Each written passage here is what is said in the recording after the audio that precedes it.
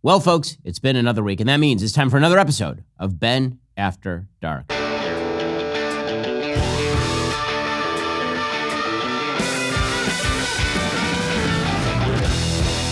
Well, it's been 2 months of Kamala Harris's brat energy, but I think we can finally point out a stunning secret about her. She is a total mediocrity. Let's call it flat energy. We can't afford 4 more years of this. Watching Kamala Harris try to answer questions on the fly is like watching a drunk sorority girl trying to talk her way back into the bar. The children of the community are the children of the community. But also, that drunk sorority girl is weirdly interested in word of the day calendars. Today's word of the day is inspiration. We need to guard that spirit. We have to guard that spirit. Let it always inspire us. And let that then inspire us by helping us to be inspired to solve the problems. Yesterday's word of the day was holistically. And looking holistically at the connection between that and housing. And looking holistically at the incentives we in the federal government can create for local and state governments to actually engage in planning in a holistic manner. Tomorrow's word of the day, malaprop. Maybe we should start calling her Kamala Prop, since she misuses words so often. It's like she's a first grader reading Tolstoy before translation. Actually, she misused an entire biblical book the other day, retitling the book of Ecclesiastes. You know, there's a time for patience, and there's a time for impatience. That's not in Ecclesiastics, but... Ecclesiastics. It's the wisdom of Solomon, but for people who fail the California bar. Did you know that you have rights? The Constitution says you do, and so do I. In any case, the media keep trying to turn her into a thing, but it isn't going that well. And it isn't going well because every time she tries to distance herself from Joe Biden's administration, you know, the administration in which she is the current vice president, Joe Biden grabs her around the neck like a 9-year-old girl who just used his favorite flavor of herbal essences.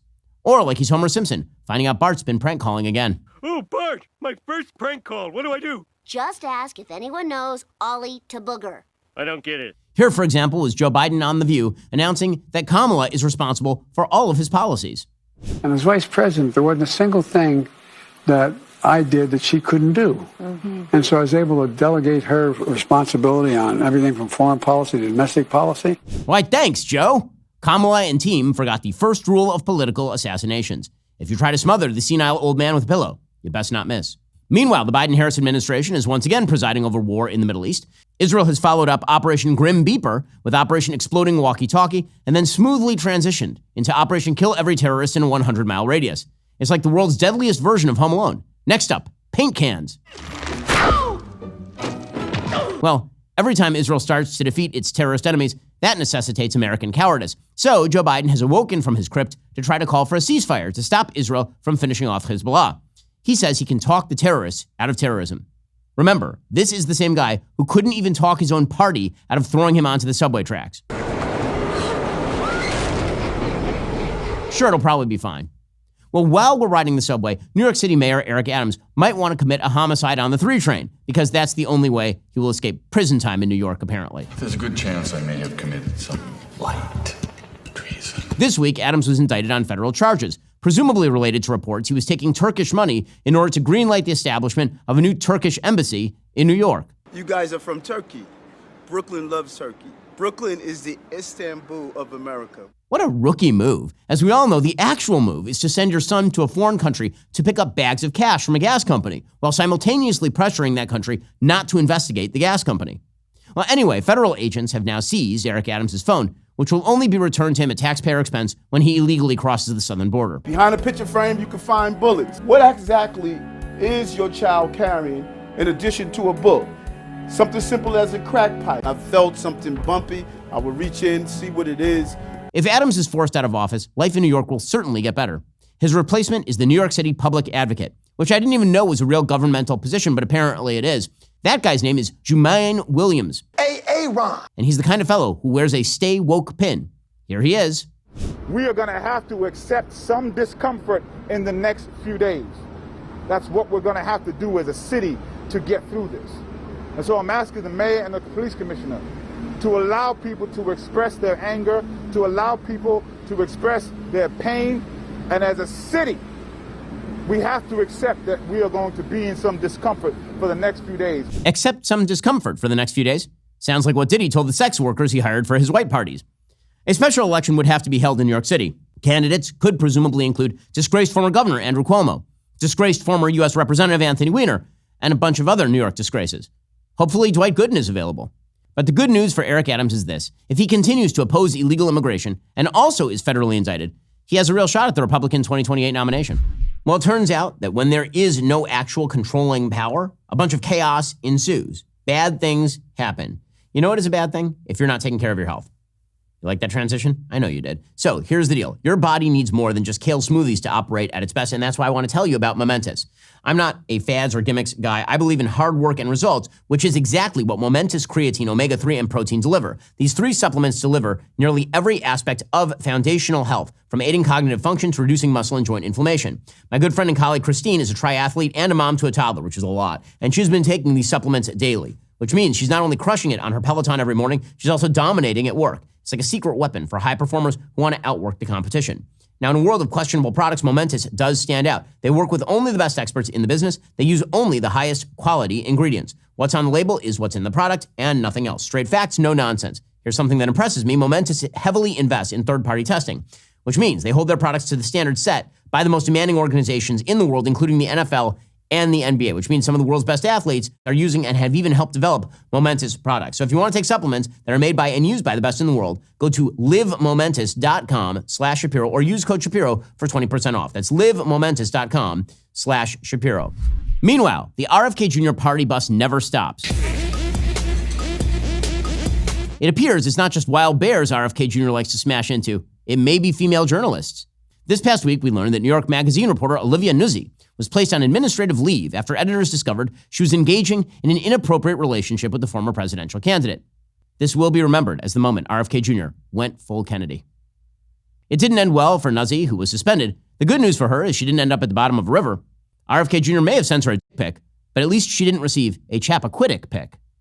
After profiling the 70-year-old in November of last year, 31-year-old Nuzzi apparently developed a romantic connection that involved sexting, then sent explicit photos of herself to RFK Jr., which had millions of men across America asking a simple question. What does he have that I don't, other than the sawed-off head of a whale in his trunk? The good boy. And now his wife, Curb Your Enthusiasm star Cheryl Hines, was seen celebrating her birthday in Milan without him. Well, considering she was able to pretend to love Larry David for 6 seasons, this might be permanent. Look at this. Look at this table. It's unbelievable. I don't know how you can go to bed at night. Yeah, it doesn't bother me. If all tables in your house wobbled, you could live like that? You could live in a wobble house? For his part, RFK Jr. is apparently considering suing Nuzzi for sending unsolicited pornography to his phone, which is just about the most baller move he can make. He's a 70-year-old man rejecting a 31-year-old female reporter so hard, he sues her for sending naked pictures to him. All of this would be humiliating except for one simple fact. All of legacy media has been sexting with Kamala Harris this entire election cycle, but publicly, they need to put it back in their pants. Well, speaking of untoward sex scandals, it's time for Diddy Watch.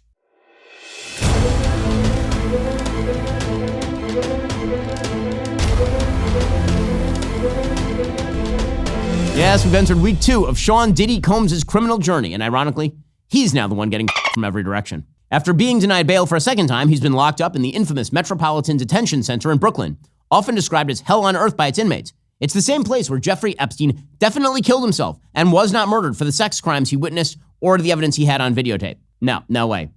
Diddy could be reportedly heard screaming from his cell. He doesn't know anything about Hillary Clinton. How does a brother survive jail without being Epsteined? Anyway, suicide by being forcibly hanged seems like a real possibility in this case, considering that everyone in Hollywood and DC apparently attended his so-called white parties. Those were parties that apparently started as drug-ridden bacchanalia and then descended into drug-ridden bacchanalia with some... His Hollywood friends have all gone missing, just like Ellen Page. So now it should come as no surprise that a source from within the prison is saying that Combs has stopped eating jail food, paranoid that someone will poison him, especially once rumors he was on suicide watch steadily flowed through the press for days. Guards said they knew there was a problem when Combs could be heard in his cell rapping, "Could stop, might stop." And now we're being told that Combs' cellmate is none other than crypto criminal Sam Bankman-Fried, sleeping dormitory style next to several other trapped male prisoners, or as Diddy used to call it, Tuesday nights with Meek Mill. Bankman-Fried, you might remember, is serving 25 years behind bars after using his cryptocurrency exchange company, FTX, to steal almost $10 billion from unsuspecting customers. SBF, ironically, also set up a giant sex-fueled orgy pod with his money. Why, it's almost as though value-free weirdos with billions of dollars all do the same thing Roman emperors did thousands of years ago. Human nature doesn't change, folks. Only the faces do. We do have some breaking baby oil news, however. This week, Diddy's lawyer, Mark Agnifilo, went on TMZ and said that the alleged thousands of bottles of baby oil confiscated from his client's home have nothing to do with sex parties. Apparently, they are the result of buying in bulk from Costco for thousands of babies. They call them freak-offs. But, back when I was a kid in the late 70s, they were called threesomes. If these are genuinely threesomes, how do you explain 1,000 bottles of baby oil? I don't know where the number 1,000 came. The U.S. attorney said it. I can't imagine it's thousands. I mean, and I'm not really sure what the baby oil has to do with anything. They're essentially saying it's a lubricant for an orgy. I guess. I don't know what you need 1,000. One bottle of baby oil goes a long way. I don't know what you need 1,000 for. I mean, he has a big house. He buys in bulk. I think they have Costco's in every place where he has a home. I mean, have you sat in the parking lot of a Costco and see what people walk out of there with? Not 1,000 bottles of baby oil. I can imagine the commercial now. Costco, the only place where you can get a 12-foot inflatable Santa, 25 microwavable chicken bowls, an optometrist appointment, and enough baby oil for Diddy to throw an orgy. If you think the quantities of baby oil at Costco are bad, wait till you hear how they distribute the samples. While he awaits trial, he's also receiving civil cases in bulk. Almost a dozen plaintiffs have sued Combs for sexual abuse in just the last year, while the hundreds of celebrities who have attended these salacious and possibly criminal white parties now go about their business and pretend they weren't part of some weird eyes wide shut club that's finally being exposed. The first to be outed appears to be comedian Kevin Hart, seen in this leaked video at a white party next to a bathtub, surrounded by women in bikinis talking into a microphone. So I'm about to show you some darkness, okay? So watch the video. You're about to see it's not a normal thing that's happening, okay? You have a girl in the bathtub. I'm trying to cover up as much as I can. And just watch what happens to the girl surrounded by water. Watch what happens to her. Just keep watching. It's about to happen. It's about to happen. Watch at her. You see what's going on there? You see the smoke? You see the smoke? Her is on fire. Kevin Hart finds it hilarious. The real question is, how is Kevin Hart tall enough to get into that party? Also, how did Kevin Hart find something harder to watch than Soul Plane? All this while Curtis 50 Cent Jackson announced an upcoming documentary on Netflix about Combs. He's been working on that for over a decade. For the record, that is longer than it took to make Avatar. So Diddy better get killed by a Na'vi at the end of this thing. I can do that. We'll continue on Diddy Watch here at Ben After Dark. I have a pretty good feeling Combs won't be going anywhere anytime soon. He's finally found his happy place, a place with thousands of men who actually want to have sex with him on a constant basis. Well, if you were betting right now, you wouldn't want to bet on Hezbollah. Things are bad over there, but betting with BetOnline can be fun. Beyond traditional sports, BetOnline gives you the option to bet on political events like the outcome of the presidential election. Right now, it's a toss-up. Or if you're a sports fan, BetOnline makes sports betting more accessible and convenient than ever before. BetOnline is an awesome place to be. Producer Jake recently placed a bet on whether the October 23rd CNN debate will happen or not. Jake doesn't think it'll happen, so he bet no. That, I think, is a solid bet. With just a few clicks, you can place bets on your favorite teams or events from the comfort of your own home. BetOnline prides themselves on their higher-than-average betting limits of up to $25,000, and you can increase your wagering amounts by contacting their player services desk by phone or email. So, while you're watching your favorite team or the news on upcoming elections, why not spice things up with a friendly wager at BetOnline? Go to betonline.ag to place your bets today. Use promo code BEN for a 50% sign-up bonus of up to $250. That's betonline.ag. Use promo code BEN. BetOnline, the options are endless. Once more, use promo code BEN when you go to betonline.ag. And when you do, you'll get a 50% sign-up bonus of up to $250. Meanwhile, there is a human named Macklemore. Who? Macklemore. Don't remember him? Well, he sang a song about thrift shops once upon a time. He was in the schmata business, you might say. Also, he really hates Jews. Anyway, the anti-Semitic one-hit wonder has once again proven, no matter how much we pray for it, he cannot mackle less. Just last week, in his hometown of Seattle, the rapper, and I use that term loosely since he's just one tier above Snooki when it comes to rapping. Okay. Yo, I'm Snooki. I like to play hooky, so give me a cookie. Well, Macklemore takes the stage at a concert that was dubbed the Palestine Will Live Forever Festival, which is super weird since Palestine has never actually lived. And mid-performance, he dove headfirst into a rant that included this. Straight up, say it. I'm not gonna stop you. I'm not gonna stop you. America. I mean, the real shock here is that anyone went to a Macklemore concert. Wow. But that's what he said. America. The guy who got rich rapping about coats at a thrift shop. A talent so useless it could only find success in a country as free and prosperous as ours, finally said the quiet part out loud. But listen, I applaud him finally coming to terms with wanting more dead Jews and hating his own country. Go on with your neo-Nazi self. You see, he released an anti-Israel song back in May called Heinz Hall that included the dog whistle chant, "From the river to the sea." He then donated the proceeds to the UN Relief and Works Agency for Palestinian Refugees, a group so evil that 9 of its staffers were fired because of direct involvement in the October 7th terrorist attacks. You say charity, I say bloodthirsty terrorist group. Let's call the whole thing off. Don't forget in 2014 when he said he accidentally dressed up as a Jewish stereotype.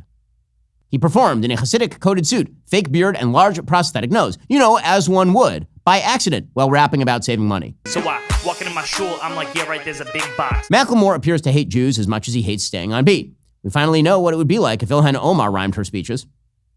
Now, keep in mind, Macklemore is about as relevant in 2024 as a duck hunt gun. I do miss that game. That was a great game. He sold less than 22,000 copies of his last album in its first week, barely cracking the top 20. Here is a truth bomb he can't be happy about.